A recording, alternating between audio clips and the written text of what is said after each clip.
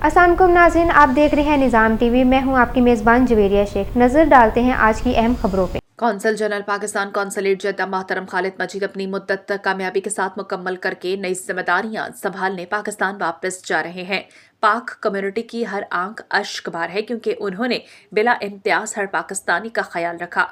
Corona के दौरान community की दिन रात खिदमत की, कश्मीर कॉस्ट को बेहतरीन अंदाज में उजागर करते रहे, जेलों से बहुत सारे पाकिस्तानियों को रिहा कराया, कौमी इशूज पर बहुत सारे प्रोग्राम कराए, सऊदी यौमुल वतनी और यौम पाकिस्तान को एक साथ मनाकर आला रिवायत कायम की, पाकिस्तान और सऊदी ताल्लुकात को मजबूत बनाया।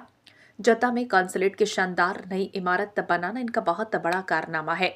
कौंसलेट में नादरा, वेलफेयर और पासपोर्ट सेक्शंस को फ़ाल बनाया ताकि हर पाकिस्तानी का फौरी काम हो।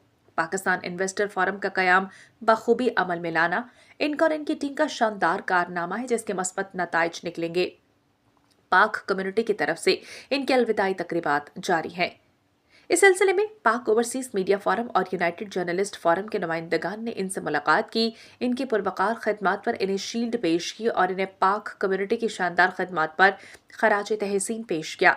इस मौके पर प्रेस काउंसलर चौधरी इरफान भी मौजूद थे। मीडिया फोरम से सीनियर सहाफ़ी मुसरत खलील, चौधरी रियाज घुमन, राजा शुएब अल्ताफ, अदील रियाज, शबाब भुट्टा और सैयद फहद शामिल थे।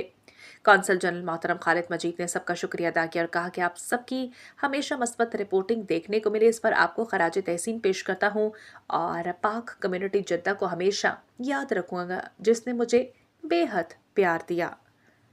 सऊदी अरब और रियाज भत्ता नज केरला मार्केट सफा मक्का अस्पताल के करीब हशाम ओकला फार्मेसी आपकी खिदमत में पेश हर किस्म की म्यारी मेडिसिन पर 10% डिस्काउंट हासिल कीजिए। राब्ते के लिए 27665556 बेहतरीन मेडिसिन का मरकज।